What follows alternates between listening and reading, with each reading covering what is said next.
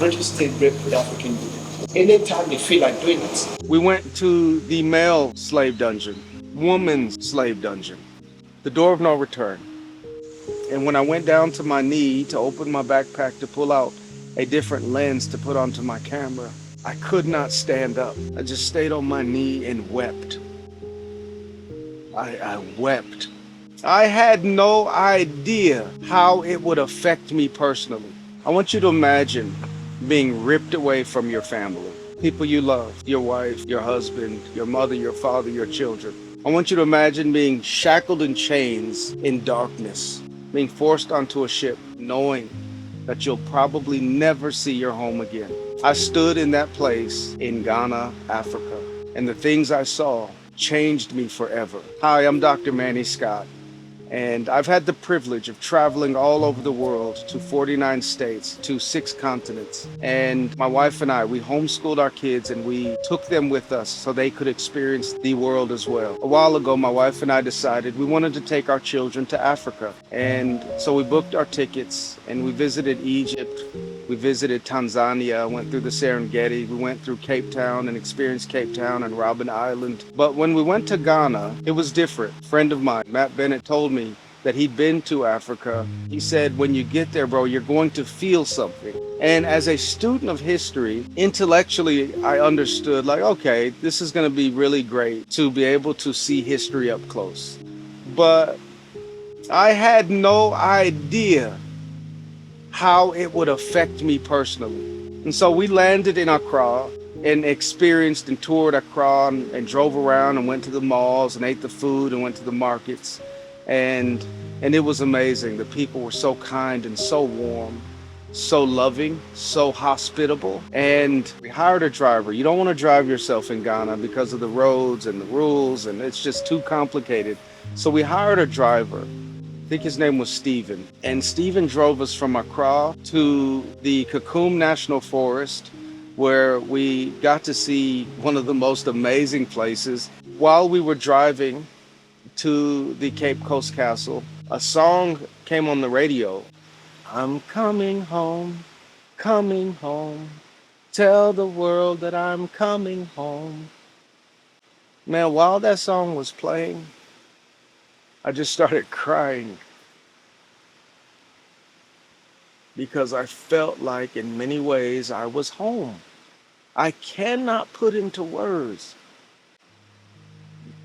how at home I felt in Ghana. Then we continued on to the Cape Coast Castle. On the outside, it's beautiful.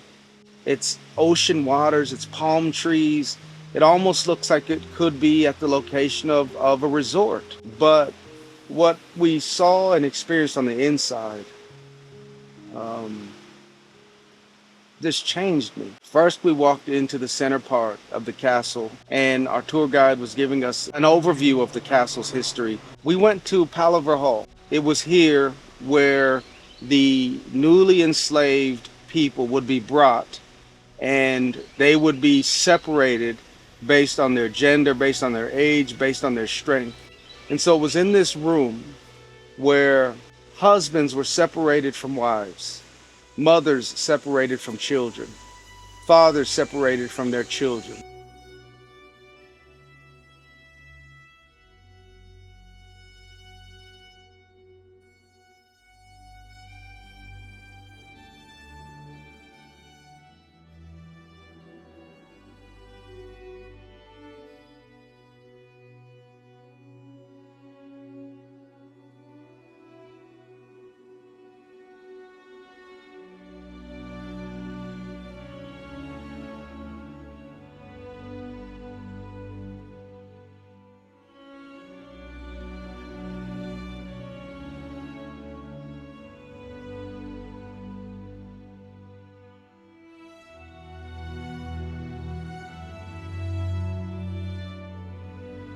Then they were sent to their separate dungeons. We went to the male slave dungeon, and I remember descending into that dungeon, and while we were walking in, I heard my wife crying, and My heart was heavy, and my children were walking with us.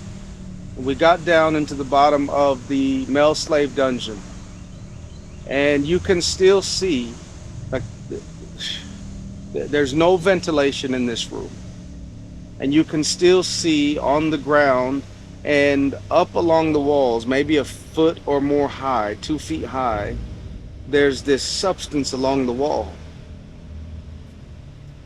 And our tour guide told us that that was how high the feces was in the male slave dungeon. And it's still there, hardened, and it's still along the floor. There were no bathrooms, there was no sanitation. Men and boys stayed in there weeks and months at a time while they waited for slave ships to arrive. And these men and boys crammed in there, hundreds of them at a time, just trying to survive. And in these dungeons, there are several chambers, and you go down through the separate chambers, and when you get to the end, there was a passageway that led to the door of no return. But right next to that doorway, there was a corner where they would throw the sick and weak people, and they would let them die there.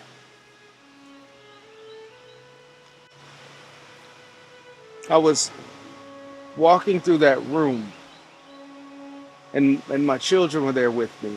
I went down on my knee. I felt it was important to capture this room, to tell the story of what so many of my ancestors went through. And when I went down to my knee to open my backpack to pull out a different lens to put onto my camera, I could not stand up. I just stayed on my knee and wept. I wept. I had never felt more burdened in my life.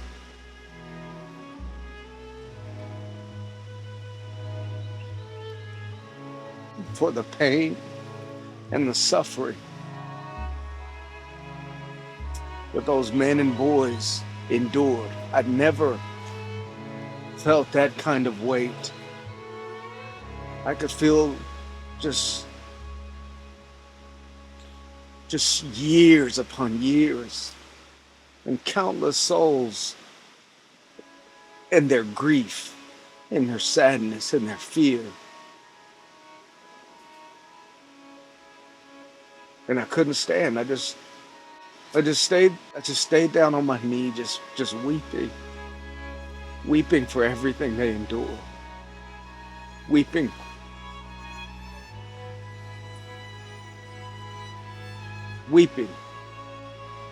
And when I was able to finally get my composure,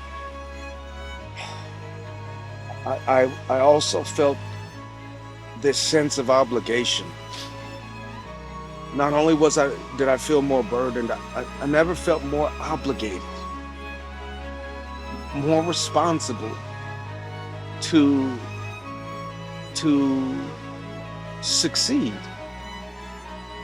I felt this duty and this obligation, and I just felt in myself like, man, we have to be great. Black people in America and around the world, we have to be great. Our ancestors endured this, survived this, and made it to the United States, made it to South America, made it to the Caribbean, made it to other places. We have to be great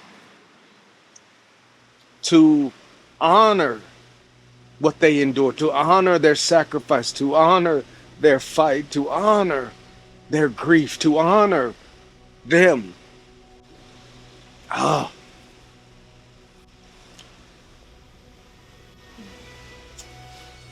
But it wasn't over. It got worse.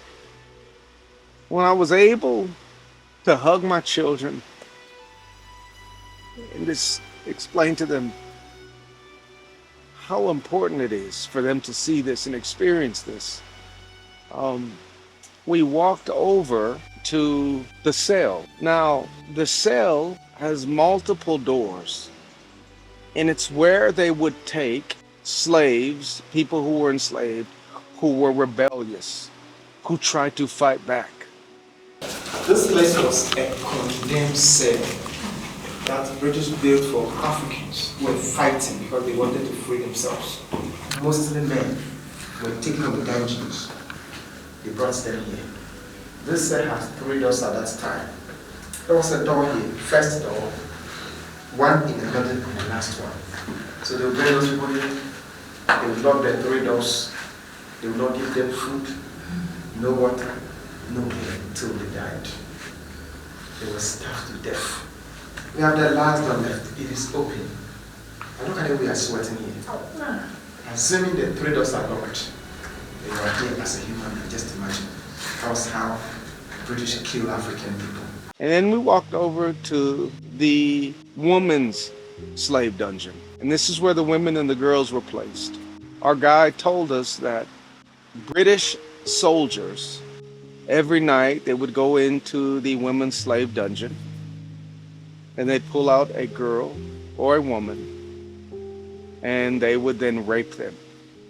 British state raped with African women, but their wives were not with them. So anytime they feel like doing it, those who fought with them, those who resisted, they punished them dead. Some of the Africans got pregnant. Every night, a little girl, a wife, a mother would be raped by these soulless soldiers. And for those women and girls who got pregnant, they would then put the woman in a house nearby until she gave birth to the child. And she would nurse the child, they said, for up to 2 years. And then around 2 years old, they would snatch the baby from the mother, put the mother back in the dungeon, and they would sell the baby off. There was no sanitation, no place for these women who were having their monthlies to clean up. And they were packed into these dungeons for weeks and months at a time. And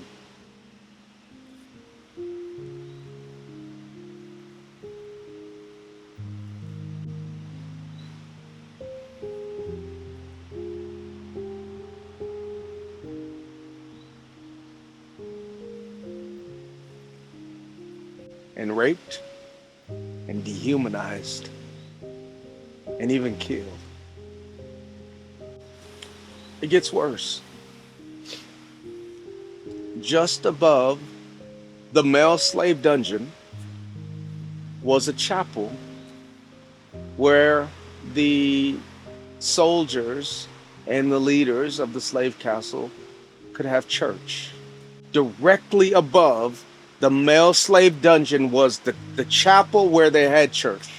While these white men are praising God, worshiping God, under their feet, you can hear the cries and the whimpers of black men and boys crying for their lives, laying in a foot or two of feces, just doing their best to survive with no ventilation, while the people directly above them were worshiping God. I can't tell you how many parallels I see between those so-called Christians and several of them today. But then, if that's not bad enough, you go through the door of no return.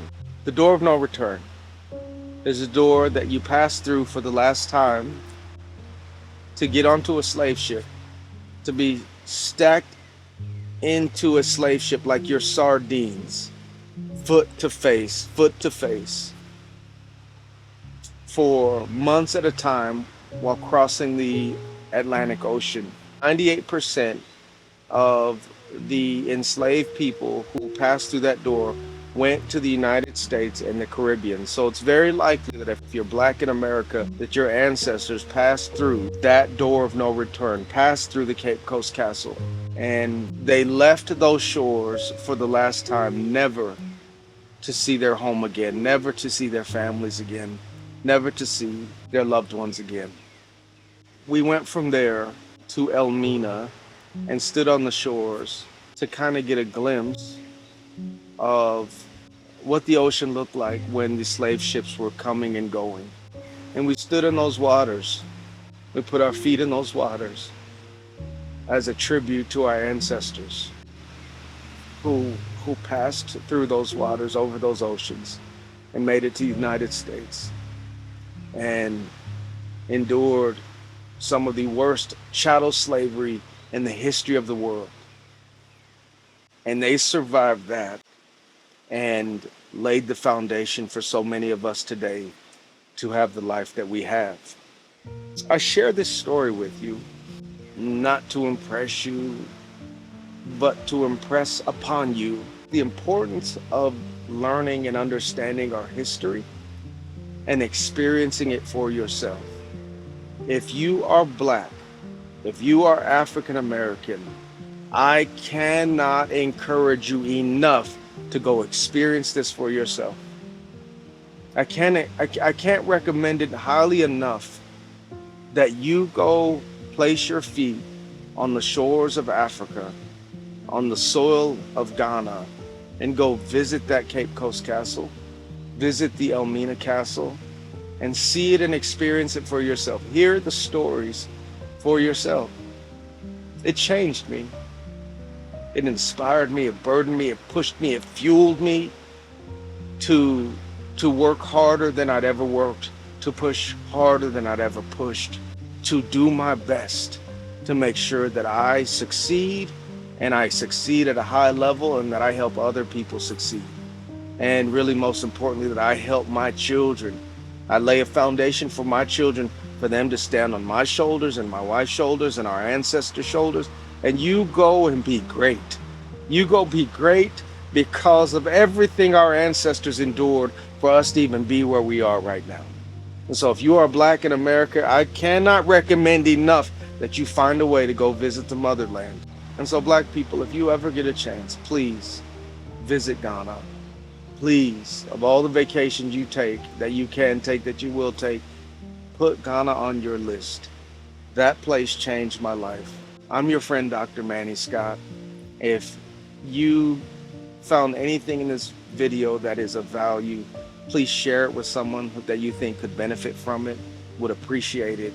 And like and subscribe, and look out for more content like this, because I want to share more of our journey. Places we loved, places we didn't love, places we felt welcome, places we felt hated, places we would love to go back to, places we will never go back to based on how they treated us.